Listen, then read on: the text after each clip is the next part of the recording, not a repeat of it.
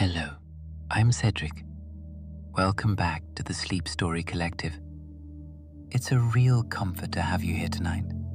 Wherever you are listening from, whether you are already tucked beneath the covers, resting into your pillow, stretched out on the sofa, sitting quietly with the lights lowered, or simply trying to find a softer place at the end of a long day, I'm glad you made it here.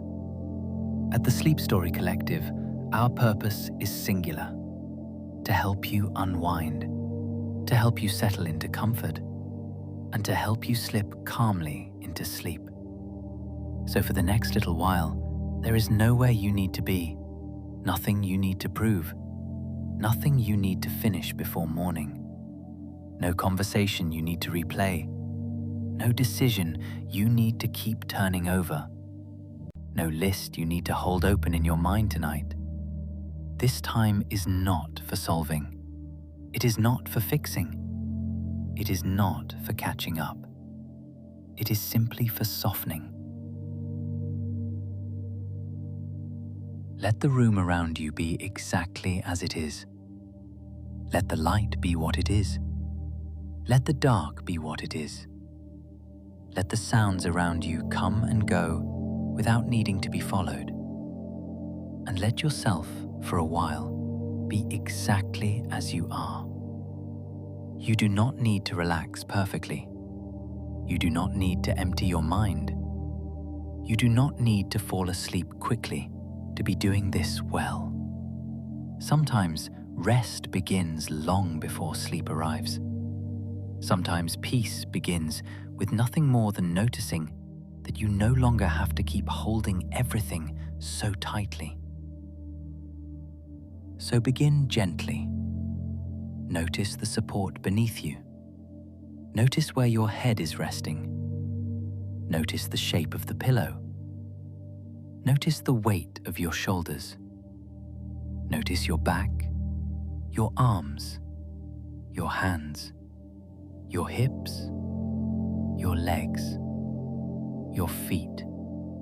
Notice the places where your body is still holding on a little. And notice the places where some part of you has already started to let go. There is no wrong way to listen tonight. If your mind wanders, that is all right. If a thought comes and goes, that is all right. If the day still feels a little too near, that is all right too. We are not going to push the day away. We are simply going to let it be received somewhere quieter. Take one slow breath in through the nose and let it go softly through the mouth.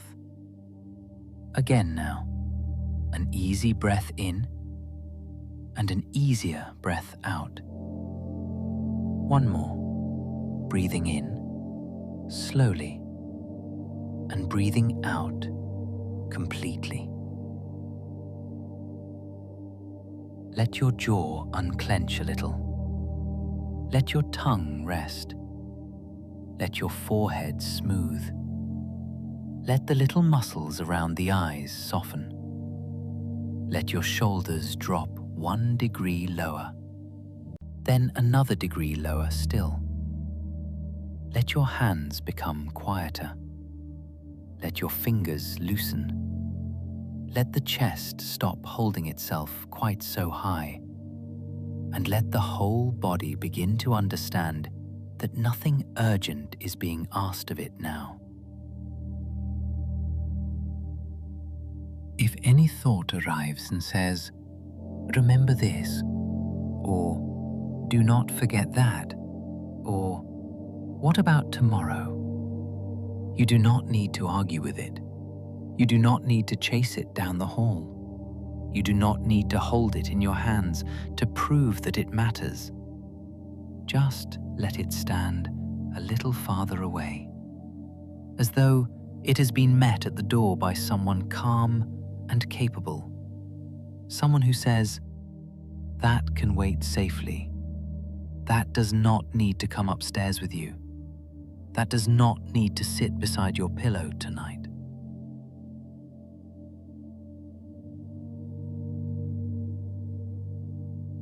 Tonight's story is for the part of you that feels it has misplaced something. Not something dramatic, not something frightening, perhaps only a sense of quiet, a sense of being able to stop, a softer version of yourself, a little patience, a little warmth, a little trust that was there earlier in life, or earlier in the week, or even earlier in the day, before the world became too full and too loud. And this story is for the part of you that would like to believe that not everything gentle is truly lost. Some things are only waiting somewhere safe. Some things are held for you until you are calm enough to collect them. As you listen, you may notice the story moving slowly. That is on purpose. Nothing important will rush past you. Nothing sharp is coming.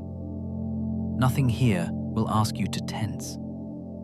This is a place of low lamps, polished counters, brass tags, wooden drawers, softly labeled boxes, folded scarves, lost gloves, returned keys, little notes, quiet staff, warm corridors, and the deep relief of discovering that the dream hotel keeps careful track of the things people think they have lost. Not only umbrellas and books and spectacles, but small inward things too.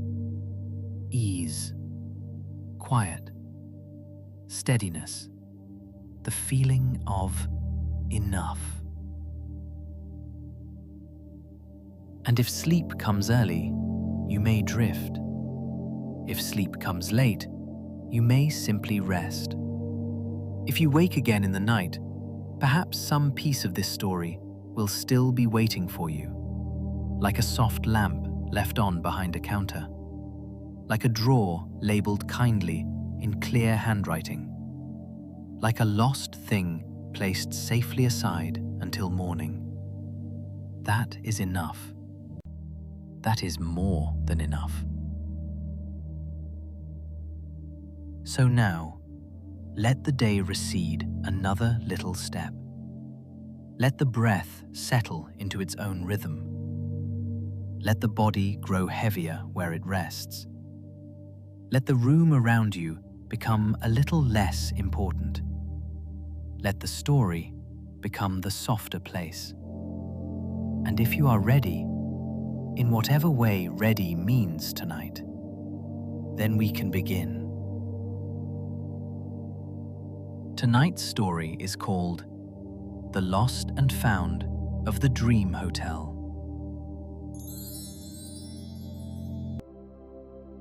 The Dream Hotel keeps its lost and found open later than most places.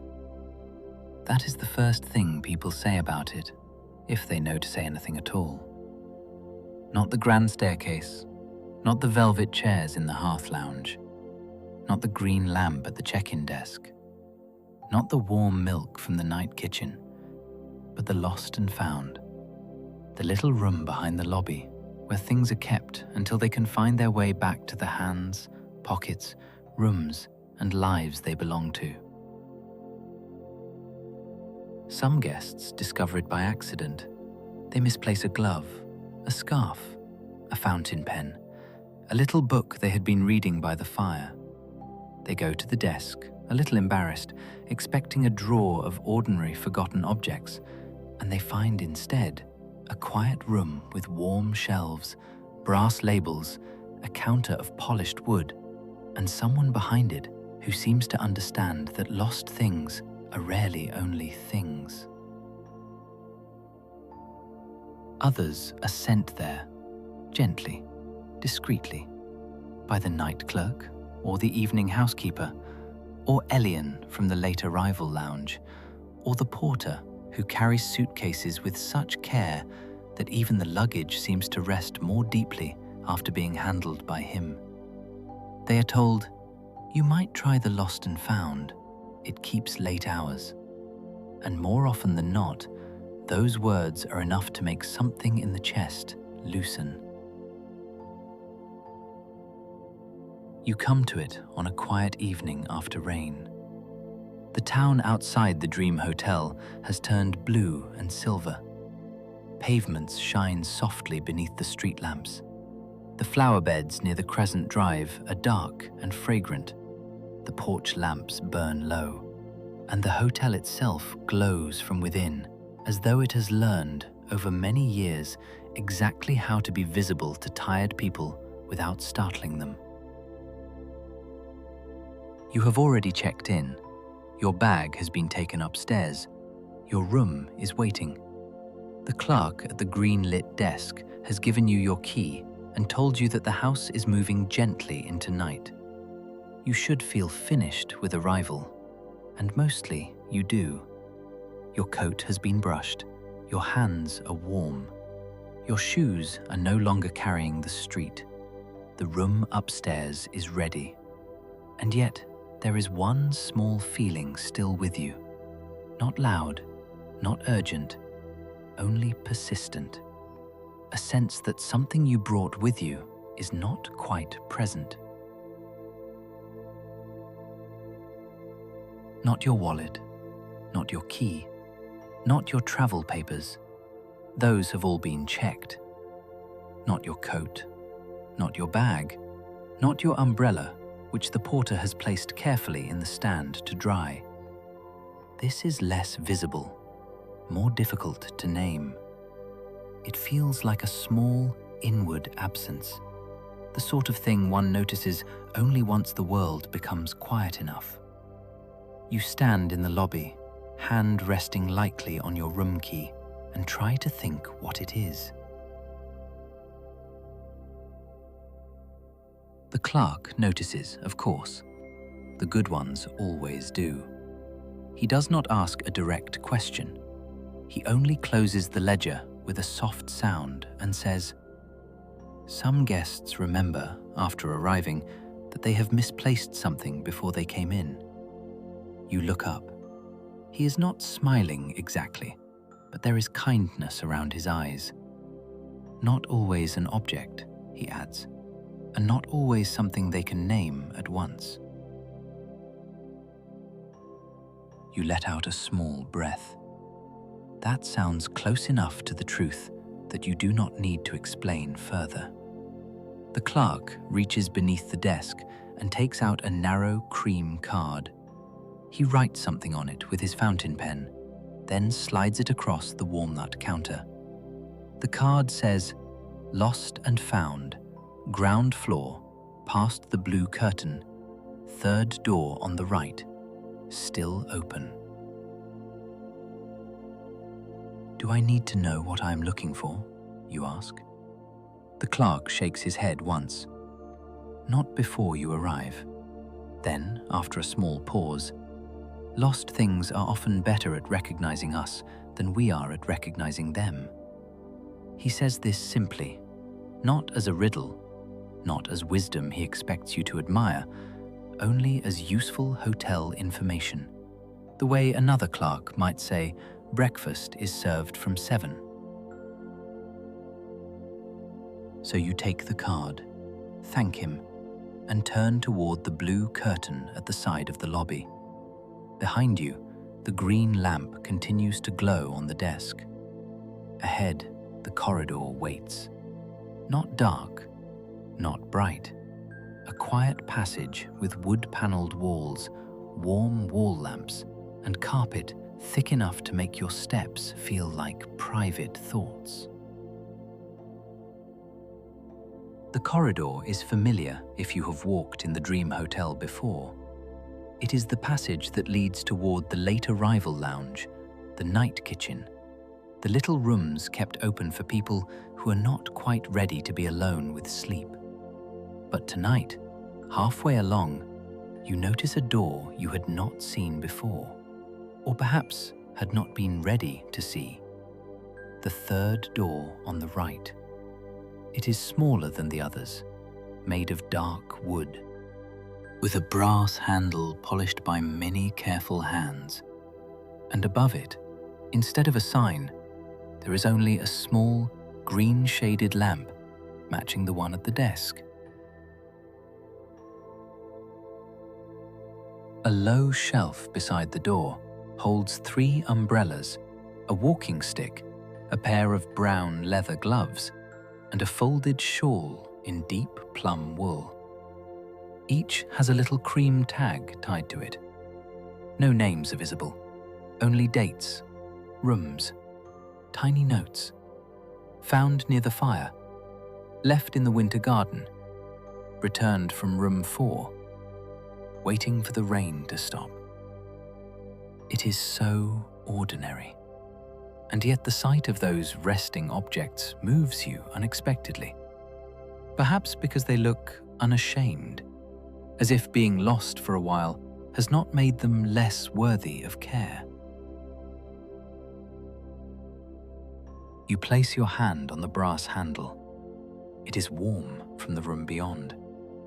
When you turn it, the door opens with a low, courteous click, and the lost and found of the Dream Hotel receives you. The room is larger than you expected. Not vast, not grand, but deep. Longer than it should be from the outside.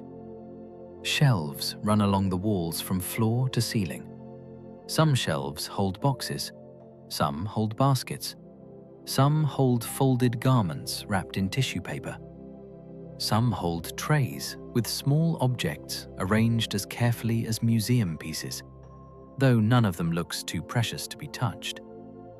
The air smells faintly of cedar, paper, wool, rain-dried wood, lavender polish, and the clean, metallic warmth of brass drawer pulls. At the center of the room stands a counter, polished walnut like the check-in desk, but narrower, more intimate. Behind it is a wall of small drawers. Each drawer has a brass label holder. Some labels are ordinary: keys, gloves, spectacles, books, umbrellas, scarves, jewelry, walking sticks, room cards. Some labels are less ordinary. Patience, the thread of a thought, a quiet morning, a sense of humor, courage after supper, the feeling of being nearly caught up, softness mislaid in public. You stand very still, not because you are frightened, because the labels are too accurate in a way that feels almost impolite to rush past. Softness mislaid in public, the feeling of being nearly caught up, a quiet morning. It occurs to you that perhaps the Dream Hotel has been collecting certain things for many years. Not stolen, not taken, only kept safe when guests, through tiredness or hurry or distraction, put them down without noticing and walked on. Behind the counter, a woman is sorting a tray of small objects beneath a shaded lamp. She is older, perhaps, though not in a fragile way. Her hair is silver and braided low over one shoulder. She wears a dark green dress, a cream cardigan, and a little pair of spectacles on a chain. Her hands move slowly over the tray. A button, a cufflink, a tiny brass key, a ribbon, a pebble, a train ticket, a little blue bead. She looks up as you enter, and her expression does not change with surprise, only with recognition. "Good evening," she says. Her voice is low, warm, and unhurried. "You've come to see whether something of yours has been kept." You look down at the card in your hand, then back at her. "I think so," you say, "but I'm not sure what it is." She nods. That is very common. Then she places the button and ribbon into 2 separate dishes before continuing. I'm Mrs. Alder. I keep this room. She gestures toward a chair on your side of the counter. It is upholstered in dark blue fabric, with arms worn smooth at the front from years of resting hands. Sit first, she says. Lost things do not respond well to urgency. You sit.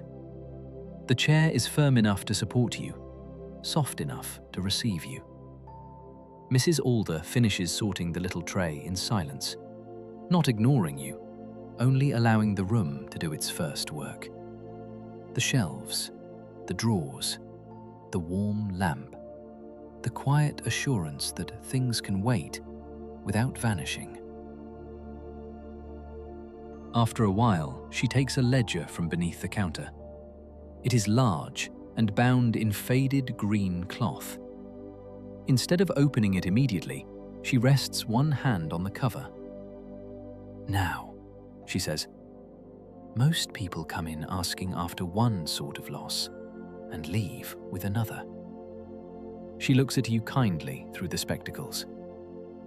So we begin plainly. Have you lost an object? You think carefully, then shake your head. I do not think so. Good, she says. Not because objects do not matter. They do. She taps the counter lightly. But when an object is lost, it usually knows its own shape. She opens the ledger. When something inward is lost, it may arrive here in disguise. Then she turns the book toward you. On the page are 3 columns.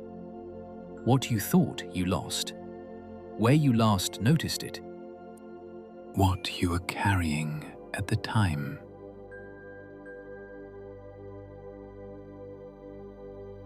She dips her pen. What did you think you had lost? She asks. You open your mouth, then close it. Several answers come close. Calm, energy, patience, your old ease, the ability to stop thinking about certain things, the part of you that used to notice small pleasures without effort. But none of those feels exactly right. Mrs. Alder waits. The room waits too. Nothing in it rushes you toward language. At last you say, I think I misplaced the feeling that I'm allowed to stop.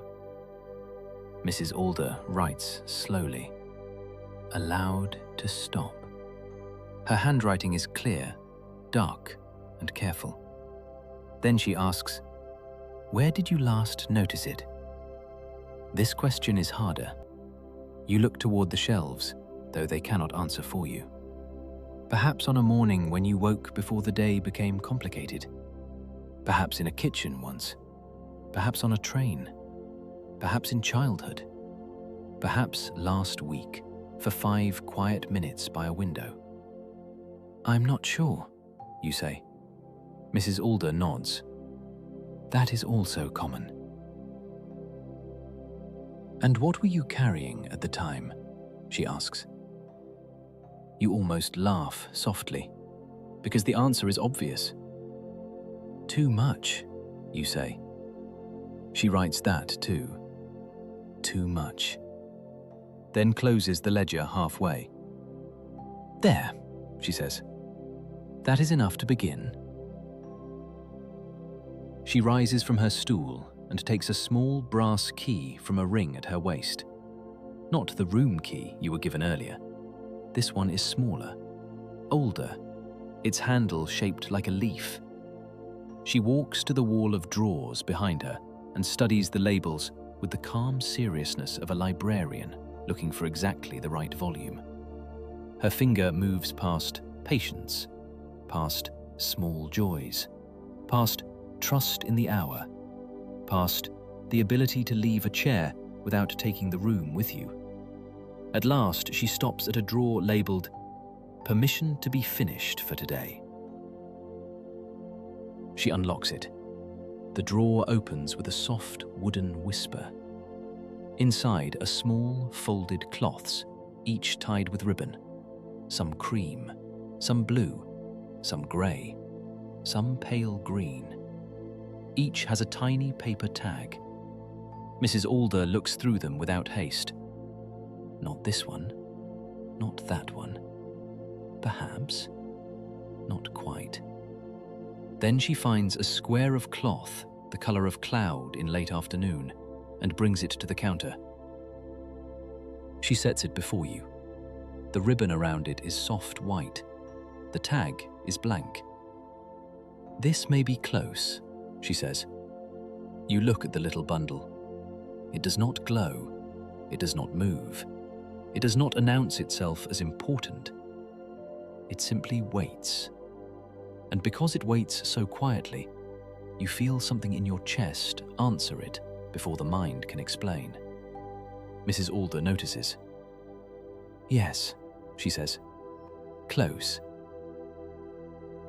She unties the ribbon, unfolds the cloth. Inside is nothing you can see. Not exactly. Only a kind of softness in the air above the fabric.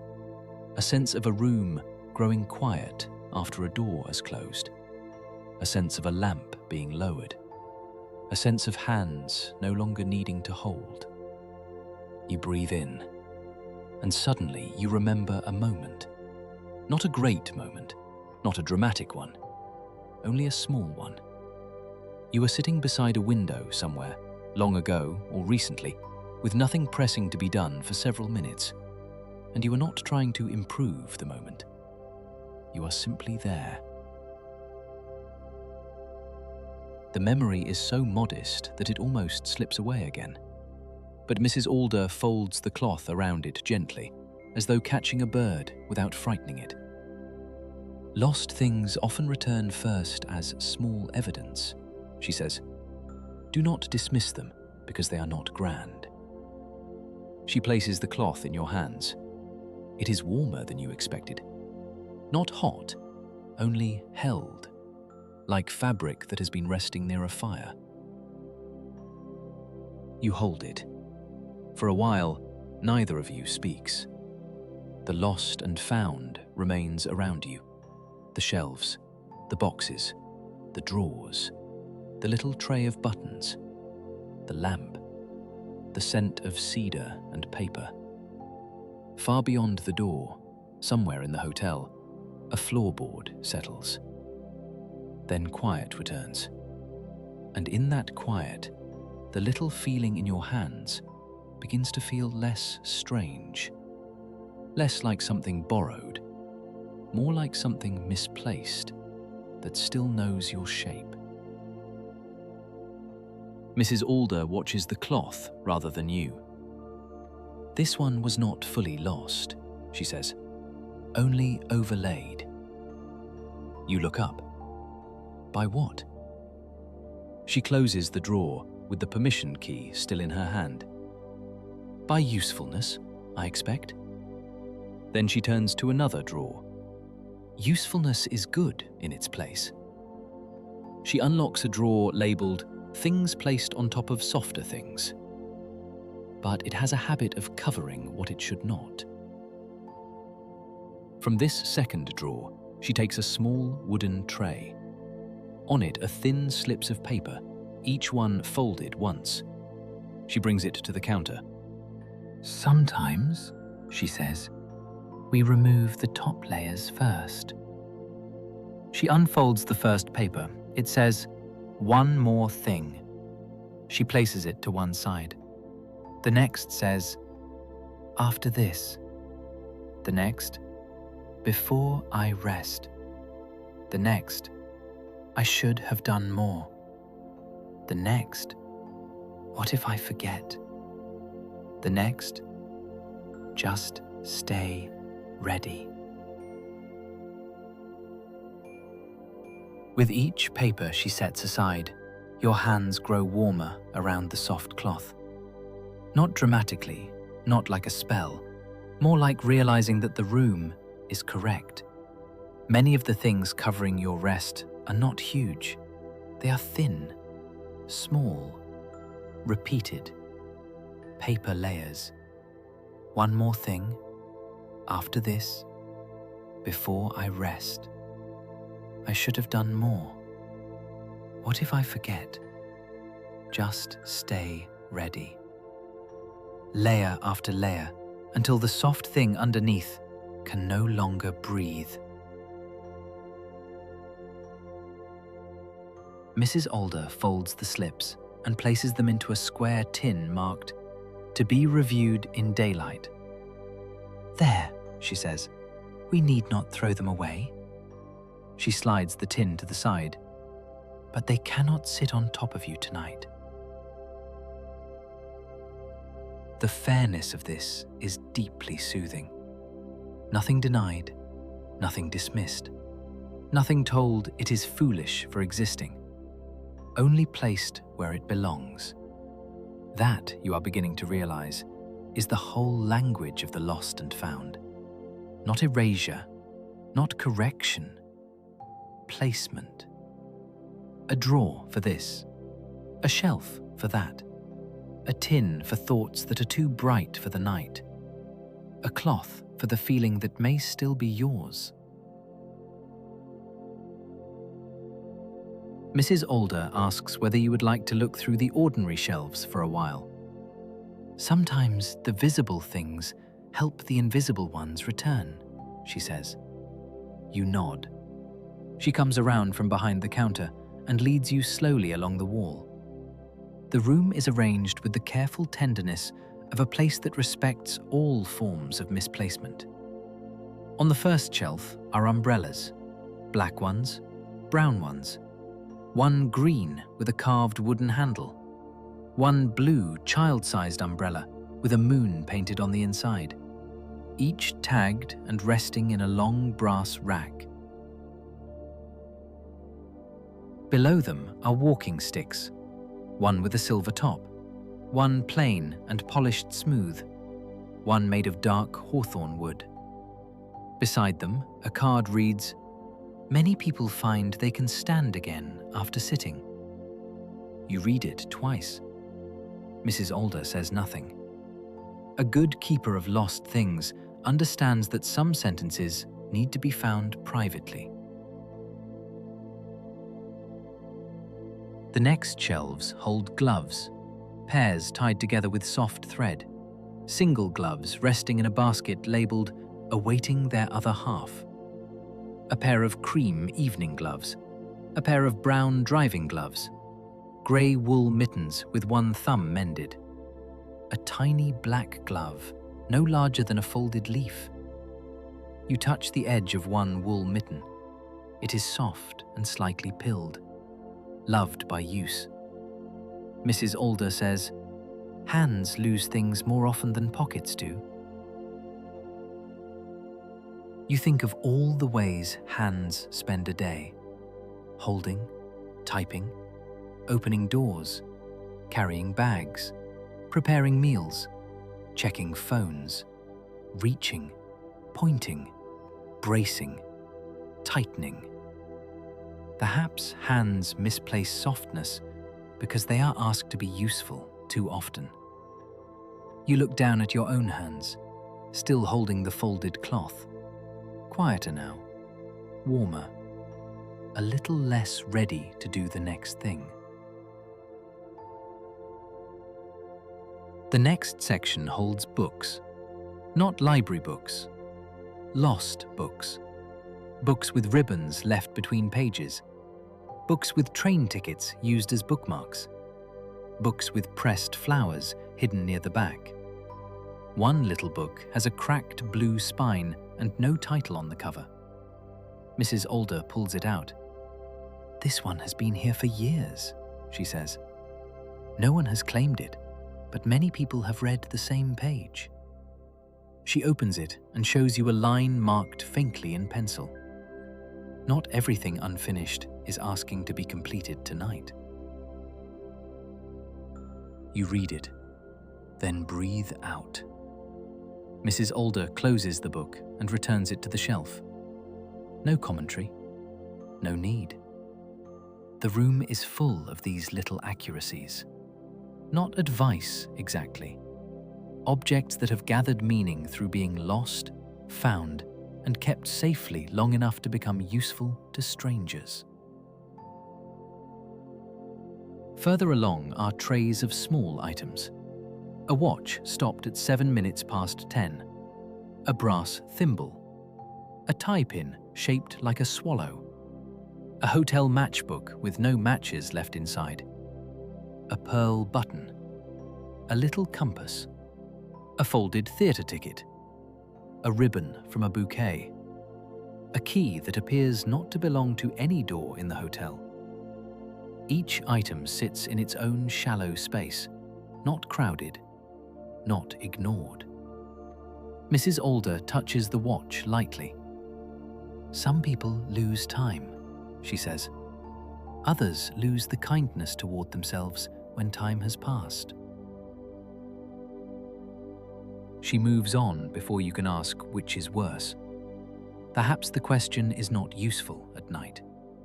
The room has no appetite for judgment, only gentle classification. The next cabinet has glass doors. Inside are scarves folded with extraordinary care. Silk, wool, cotton, linen.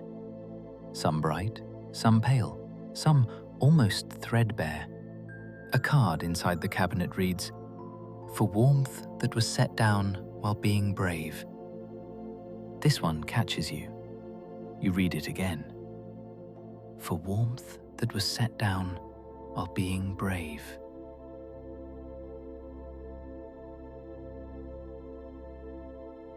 Mrs. Alder opens the cabinet. A soft scent of cedar and lavender rises from within. She selects a scarf of deep blue wool and places it briefly over your shoulders. It is warm, though the cabinet was not. Or perhaps it only feels warm because the gesture is so exact. "You need not take this one," she says. "Sometimes warmth only needs to remind the body that it has options." You touch the edge of the scarf. Soft, plain, wonderful. For a moment, you understand why people misplace things like this. Not because they do not value them, because the day asks them to keep moving. Mrs. Alder folds the scarf again and returns it to the cabinet. Then she leads you to a lower shelf marked "Small Recoveries." Here are tiny boxes, each no bigger than a matchbox. Their labels are written in smaller ink. A laugh saved from a kitchen doorway. One quiet minute at a bus stop. The first sip of tea after rain.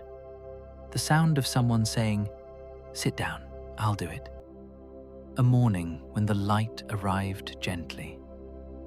You kneel slightly to read them.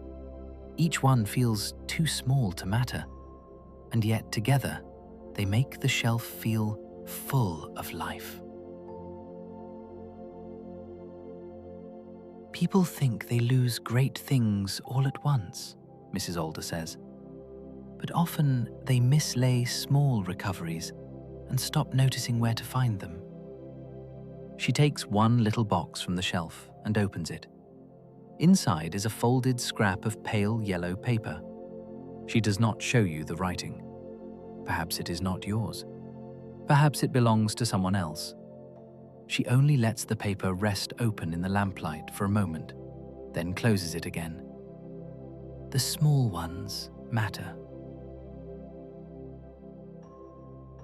You stand again.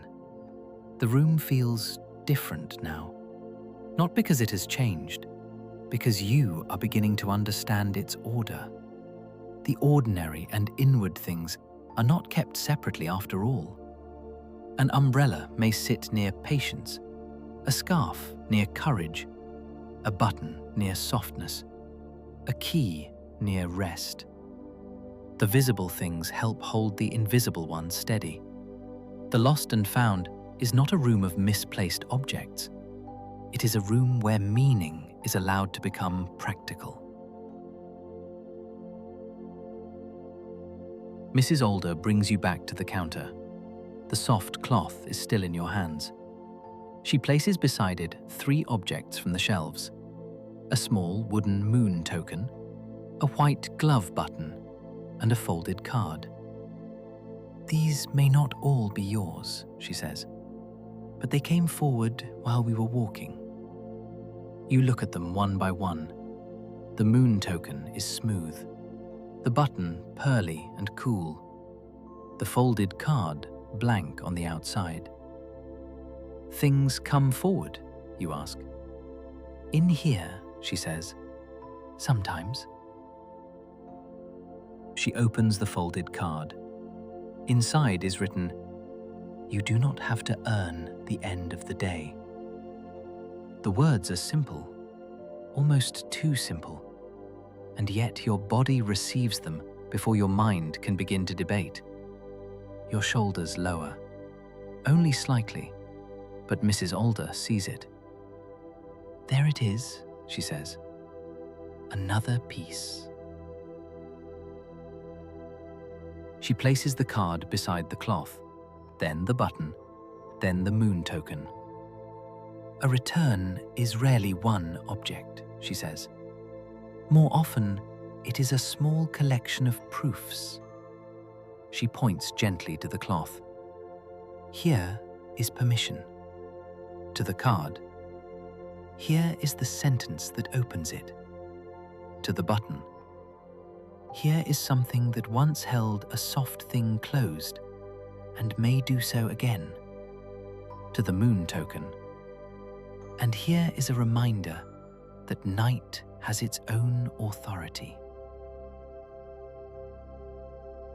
Night has its own authority. That phrase stays in the room after she says it. Not loudly, not dramatically, only like a lamp left on in a corridor. The authority of night. To lower things, to pause things, to make morning wait, to gather what has been overused and set it somewhere cool and dark and safe until it can recover its shape. Mrs. Alder brings a small, shallow box from beneath the counter. It is lined with blue paper, not velvet, something simpler, gentler. She places the cloth, the card, the button, and the moon token inside, then sets the open box in front of you. "This is not yet for taking upstairs," she says. "First, it should sit here a little, where it can remember it belongs to you." You are surprised by how much sense this makes. Some things, once recovered, cannot be rushed back into use. They need time between being found and being carried. So the box sits on the counter. You sit in the chair. Mrs. Alder returns to her side and begins writing in the ledger again. The room settles around you. Outside the Lost and Found, the hotel continues its quiet night work. Someone passes in the corridor. A distant lift door opens and closes. A cup is set down somewhere far away. Then the soft hush returns. Inside the room, the little collection waits in blue paper.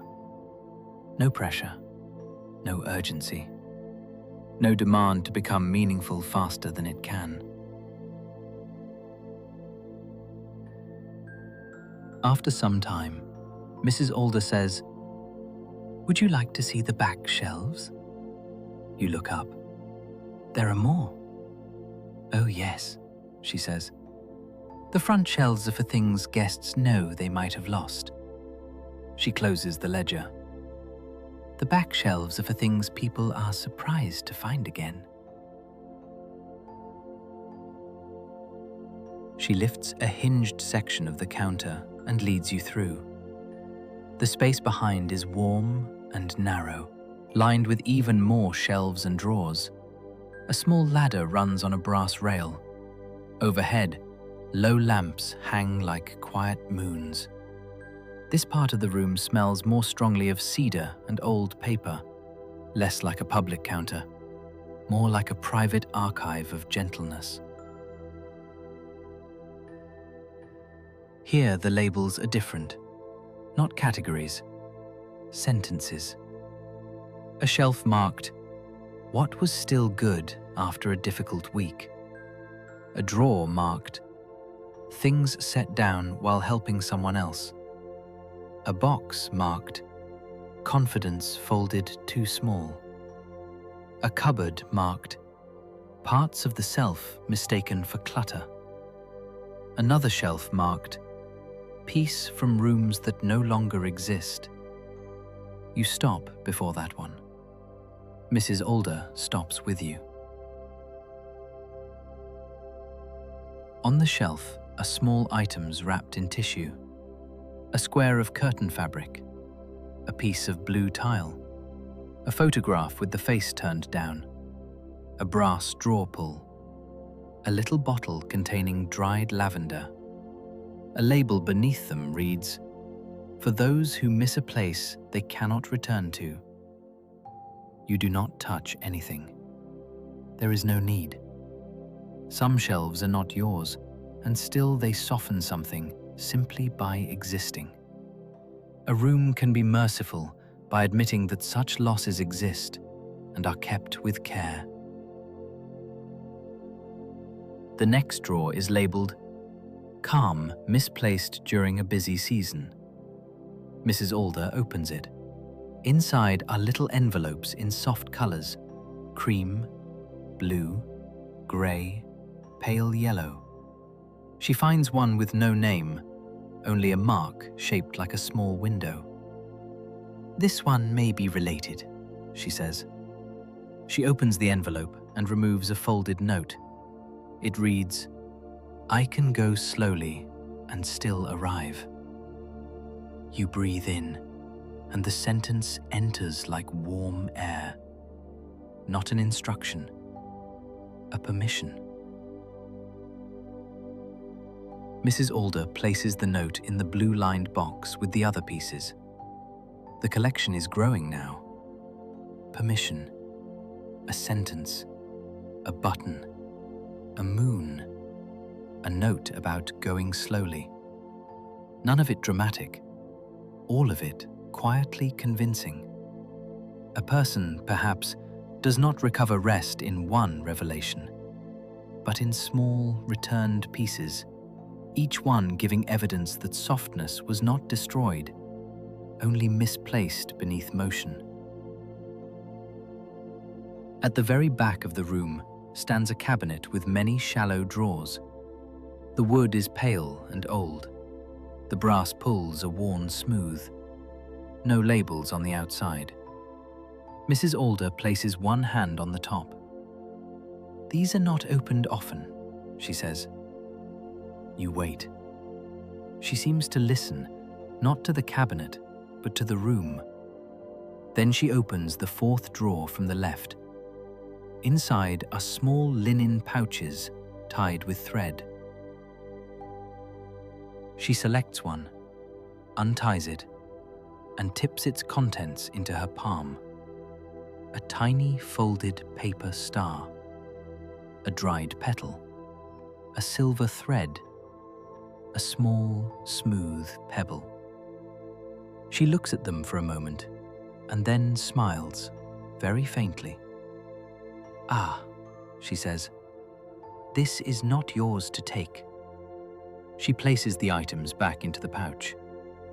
"But it is yours to see."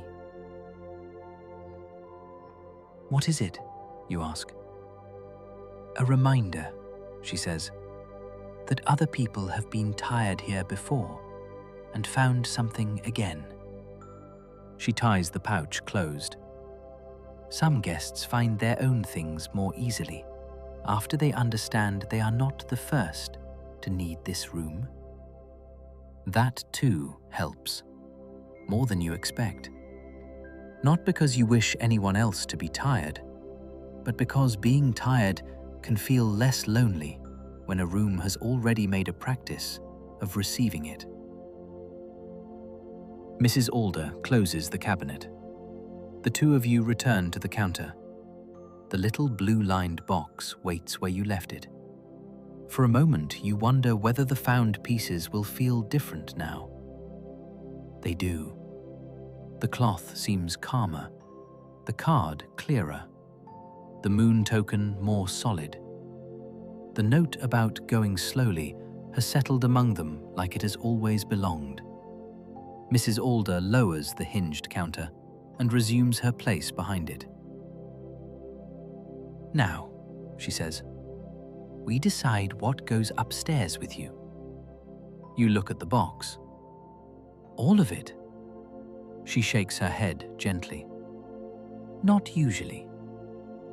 Then she points to a small sign behind the counter you had not noticed before. Take only what can sleep beside you. Leave the rest where it will be safe.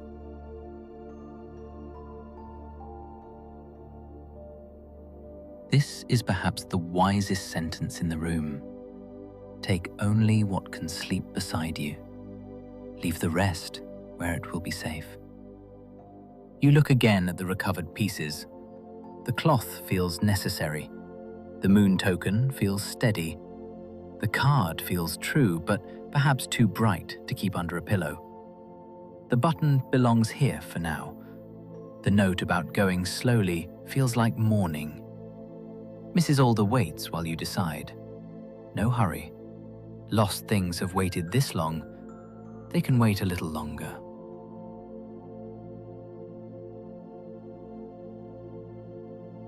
At last, you choose the folded cloth and the wooden moon token. Mrs. Alder nods.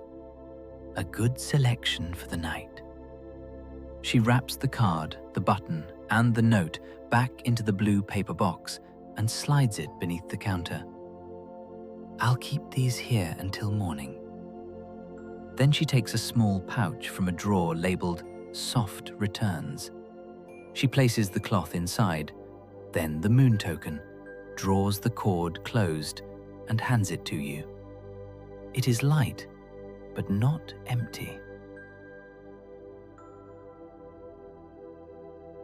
You may keep this beside your bed, she says.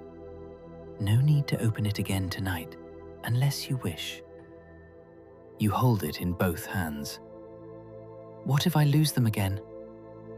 Mrs. Alder's expression softens, though it does not become sentimental. Then they may come back here. She sets the ledger aside. This room is not offended by repeat visitors. The relief of that is immediate, because of course some gentle things may be misplaced more than once.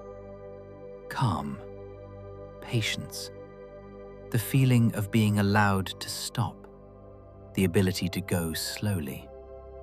No one learns to keep them forever simply because they found them once. And in a truly kind hotel, the room that keeps such things would not shame a person for needing to return. It would only open the drawer again, check the label, begin where needed. Mrs. Alder writes one final line in the ledger, then turns it toward you.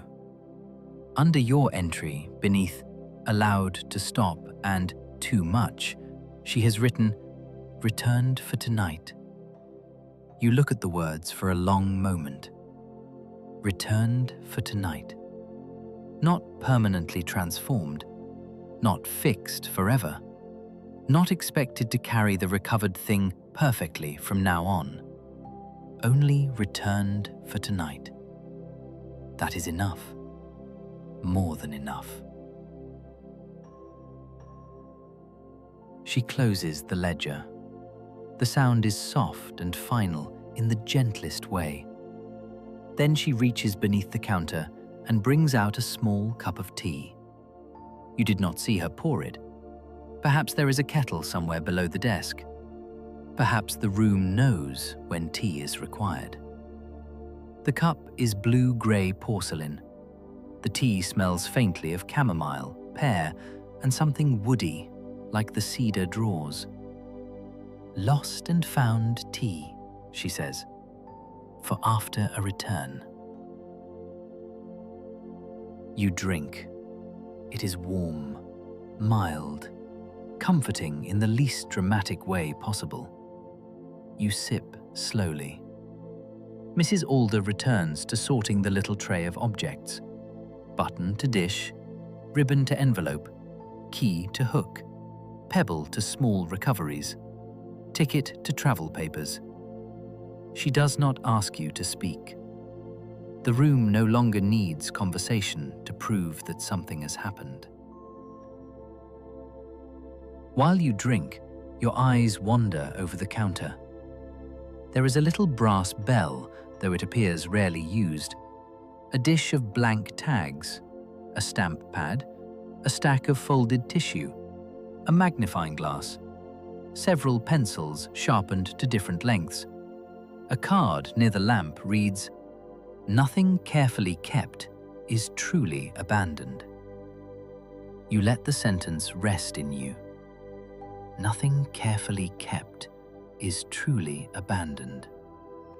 What a deeply comforting idea, not only for objects, for softer parts of the self, for rest, for ease, for the feeling that one may stop.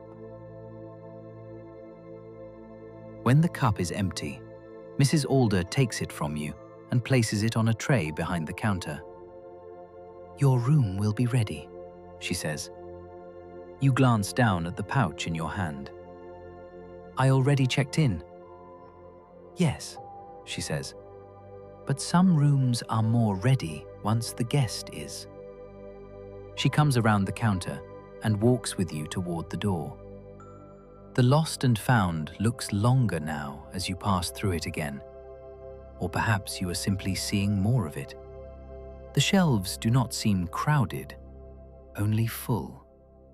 Full of things waiting without resentment. At the door, she pauses. "Remember," she says, "you did not come here because you failed to keep something." You look at her. You came because something was worth finding. There is no pressure in the sentence, no instruction to feel moved, only truth, offered gently. She opens the door. The corridor outside is warm and dim, and you step back into the hotel with the little pouch held carefully in one hand. The passage seems quieter now. The same lamps, the same carpet, the same blue curtain visible at the far end. But something in you has changed just enough that the corridor feels less like a route and more like a gentle return. Behind you, Mrs. Alder closes the lost and found door softly. Not locked, only closed. Still open if needed. Still keeping what it keeps.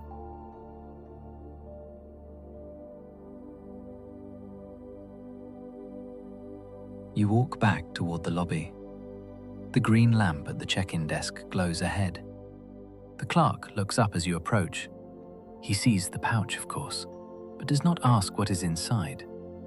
A well-trained clerk in the Dream Hotel never asks a guest to over-explain a soft return. He only says, "Found something then?" You nod. "For tonight." His expression warms a little. For tonight is often the right amount.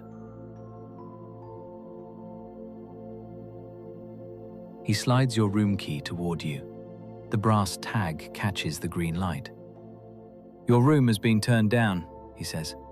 "Fresh water by the bed, curtains half drawn, a small dish for whatever you would like to set down before sleep." Then he adds, "Mrs. Alder sent word that you may prefer the quieter lift." You almost smile. Of course she did. The hotel has already adjusted around the return. Not much, only enough. The quieter lift is not the main listening lift. It is tucked behind a narrow arch beside the staircase. Its doors are darker wood. Its lamp is lower.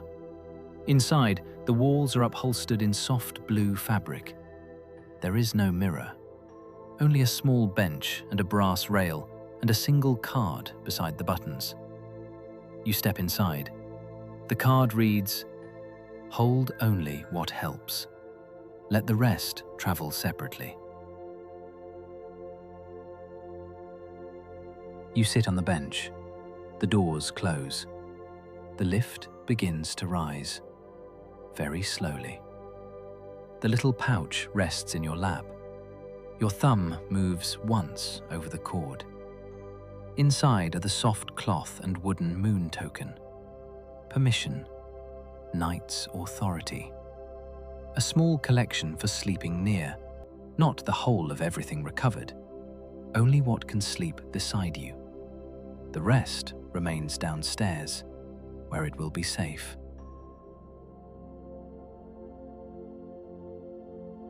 The lift rises without hurry. No mirror asks you to inspect yourself. No bright light asks you to wake. Only the soft walls, the low lamp, the gentle upward motion. You feel the hotel carrying you from one kind of room to another, from the room that keeps lost things to the room that keeps sleeping people. Both necessary, both quiet, both prepared. When the doors open, the corridor is dim and warm. A runner carpet stretches ahead. Wall lamps glow in shallow niches. A table near the lift holds a bowl of white flowers and a folded cloth. Somewhere down the hall, a door closes softly. Then, nothing. Your room is near the end. Room 14, the Stillwater room. The key turns easily. The door opens, and the Stillwater room is waiting. Not brightly, not grandly, only with the calm confidence of a room that knows exactly what hour it is. A bedside lamp glows low. Curtains are half drawn. Beyond them, the dark shape of the garden is barely visible. The bed is turned down beneath a blanket the color of slate blue. A glass of water stands beside it, and on the bedside table is a small, empty dish, just as the clerk said. You place the room key in the dish first, then pause. The little pouch remains in your hand. You untie it once, just enough to take out the wooden moon token. You place the token beside the key. Then the folded cloth, still wrapped, not opened, not inspected again, only placed there, near enough to the bed, not under the pillow, not in your hand. A quiet return within reach. The room seems to accept the arrangement. The lamp glows. The water waits. The blanket lies open. There is no need to unpack everything. No need to settle perfectly. No need to decide what this evening means. You wash your hands. Change slowly. Fold the clothes you wore through the day over the chair. Place your shoes beside the little mat near the wardrobe. Every object finds somewhere to rest, and with each small placement, your own body begins to feel less scattered. You sit on the bed. The mattress receives your weight with a soft sigh. On the pillow is a card. You pick it up. It says, "Whatever you found tonight does not need to explain itself before sleep." You read it twice, then set it beside the dish. There it is again, that gentle hotel wisdom. No explanation required. Not for tiredness, not for needing a drawer, not for misplacing softness, not for returning only enough for tonight. You slip beneath the blanket. The sheets are cool at first, then warming where you lie. The pillow settles beneath your head. The room grows quieter as your body becomes still. Outside the half-drawn curtains, the garden is only a deep shape. Inside, the lamp is low enough to leave the corners soft. The small dish on the bedside table holds the key, the moon token, and the folded cloth. 3 quiet proofs. You have a room. You have night. You have permission to stop.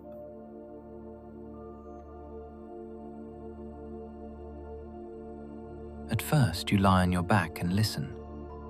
The old building makes tiny settling sounds. A pipe somewhere far away cools with a little ticking note. A floorboard gives one soft creak and then is still. The hotel is not silent. It is better than silent. It is present. Present in a way that asks nothing of you.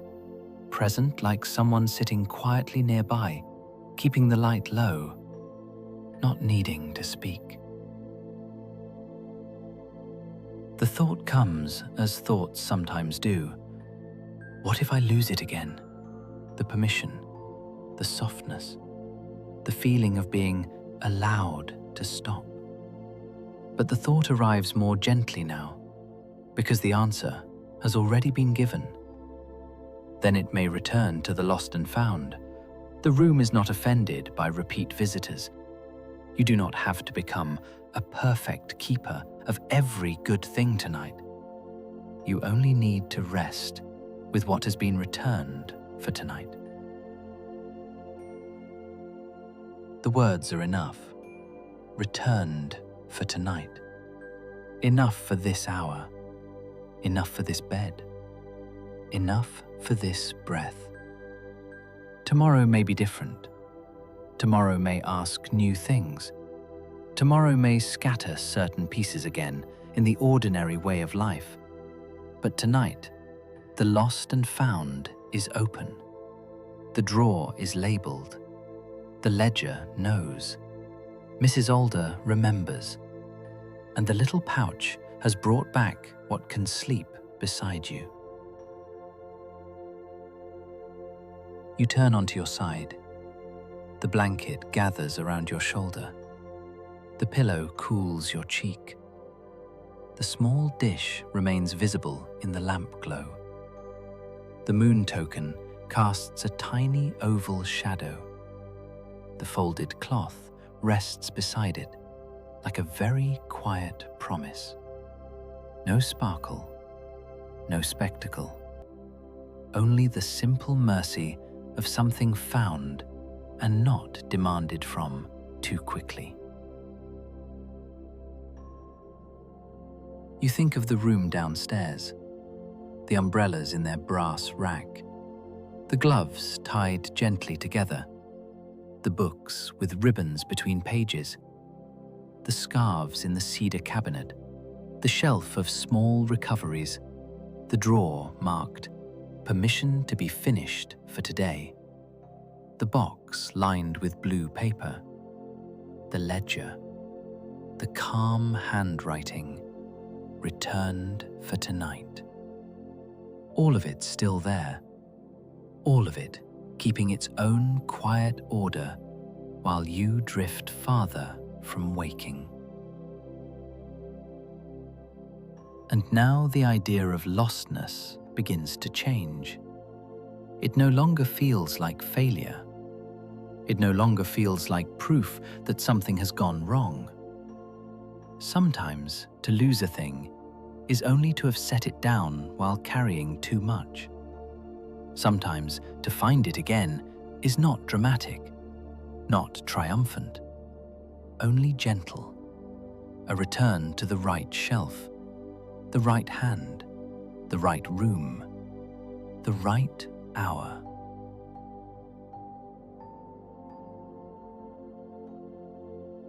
The Stillwater room grows softer around you. The lamp becomes warmer and less defined.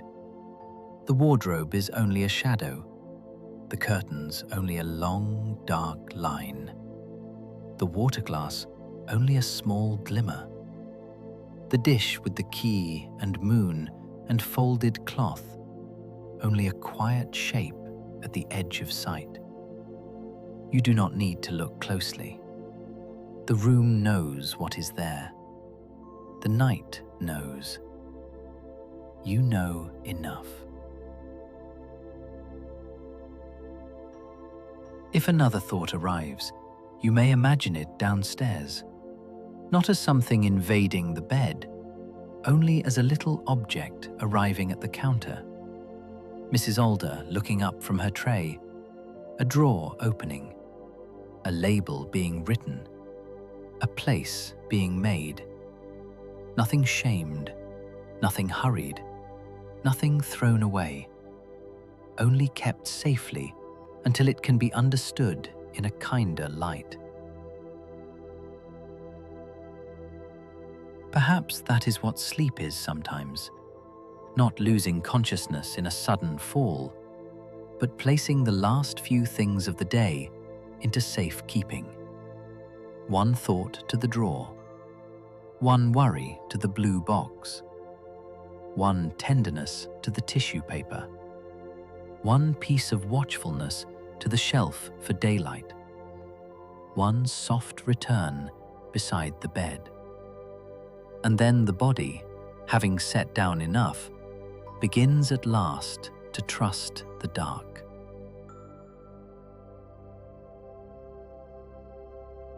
Your breathing becomes slower, lower, less arranged by effort. Each inhale arrives quietly. Each exhale leaves more of the day behind. The shoulders release into the mattress. The hands stop preparing. The jaw loosens. The space behind the eyes grows dimmer and wider. The whole bright machinery of attention begins to power down, one small lamp at a time.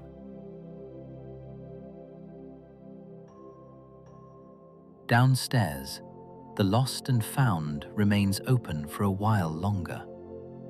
Not for you necessarily, for whoever else may come. A guest missing a glove, a child missing a button, a traveler missing patience, someone who left their laugh near the fire, someone who misplaced the feeling that morning could be kind. Mrs. Alder will receive each one the same way, without alarm, without hurry, with labels, drawers, tea, and the patient belief that most things worth keeping are not gone forever just because they cannot be found at once.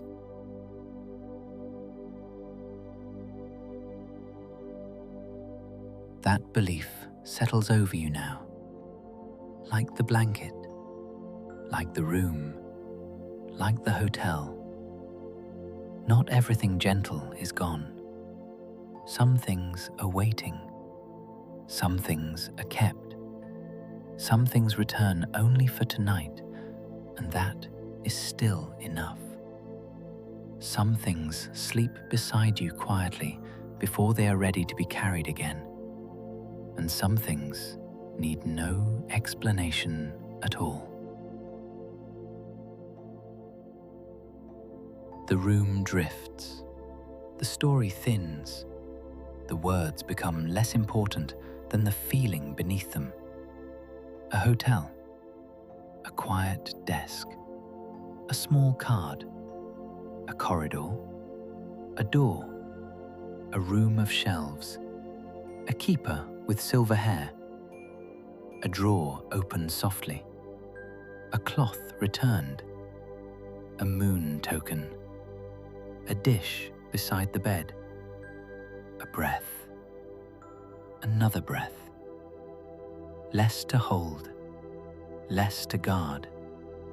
Less to prove. And now, as the still water room grows softer still, I'll stay with you for a little while longer. No need to wake back up for this part. No need to follow every word. Just let my voice rest somewhere nearby, like the low lamp on the bedside table, like the closed door of the lost and found below, like the quiet knowledge that what matters can be kept safe while you sleep. You have done enough for one day. You have carried enough. You have searched enough. You have remembered enough. You have tried to keep enough things close. And now you are allowed to rest. Not because everything is solved, not because every lost thing has been found forever, but because enough has been returned for tonight. Let the bed hold the weight you no longer need to hold. Let the room hold the night around you. Let the hotel hold its quiet shape. Let the key rest in the dish. Let the moon token rest beside it. Let the folded cloth stay folded.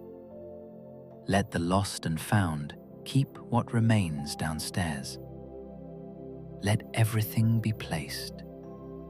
Let everything be enough. If a stray thought returns, let it return softly, not as a demand, only as something that can be tagged and kept. You do not need to open every drawer. You do not need to search every shelf. You do not need to solve the whole of yourself in the dark. You may simply imagine Mrs. Alder writing a label in neat ink for morning and placing the thought somewhere safe. There is room for it. There is room for all of it. There is a shelf for what is tender, a drawer for what is practical, a box for what is not ready, a tin for thoughts too bright for night, a counter where the keeper waits without judgment, a ledger that records only what is needed. And because there is room, there can be ease. Feel once more the softness beneath your head, the warmth over your body, the quiet of your hands, the ease around the jaw, the heaviness in the shoulders, the slow rhythm of your breath, in and out, in and out. Nothing forced, nothing performed, only the body gradually understanding that the search is over for tonight. You are not behind in this moment. You are not missing anything in this moment. You are not failing at rest if sleep comes slowly. You are here. You are held. You have found enough for now. Rest has already begun. Sleep may follow, but rest has already begun. Imagine the lost and found one last time. The small green lamp above the door, the warm brass handle, the shelves of umbrellas, the gloves tied in pairs, the books with ribbons between pages, the cabinet of scarves, the wall of little drawers, the label holders shining softly, the ledger closing, the tray of buttons and keys, the blue-lined box waiting safely behind the counter. Mrs. Alder turning down the lamp by one gentle degree. Morning will know what to do with practical things. Morning is good at lists and coats and keys and departures and remembering what must be remembered. Night is not for that. Night is for safe keeping. Night is for lower lamps. Night is for returning only what can sleep beside you. Night is for trusting that what remains downstairs will not be lost again simply because you are resting. Somewhere below, the lost and found door closes softly, or perhaps it stays open a little longer. Somewhere, the night clerk checks the desk. Somewhere, a porter sets an umbrella carefully into the stand. Somewhere, the winter garden breathes lavender and mint into the dark. Somewhere, the hotel stands warm and still at the end of the pale stone street. And you, upstairs in the Stillwater room, need do absolutely nothing now except continue drifting.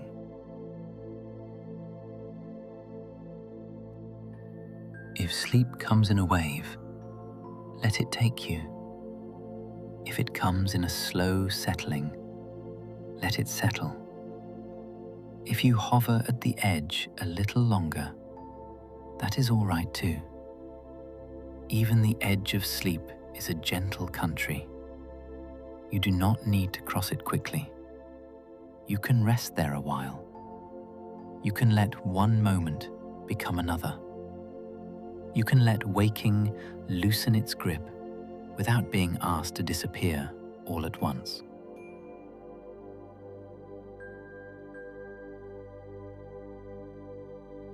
So let your breathing stay easy. Let your body grow heavy. Let the story thin into warmth. Let the hotel remain around you in whatever way you need. The desk, the corridor, the small door, the shelves, the drawers, the keeper, the pouch, the moon, the cloth, the key, the bed, all of it arranged around one quiet truth.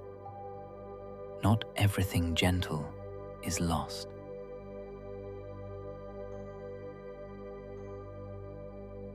And beneath that, another truth. You do not have to keep hold of every good thing perfectly. You do not have to know where everything is tonight. You do not have to search in the dark. You may rest. You may be safe. You may trust that what matters can wait in kind hands until morning.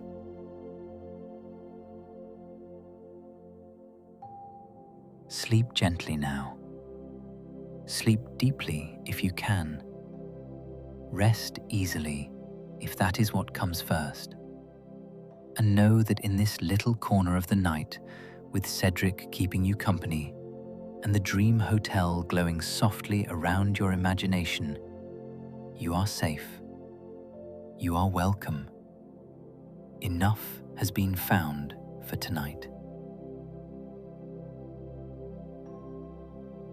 Good night.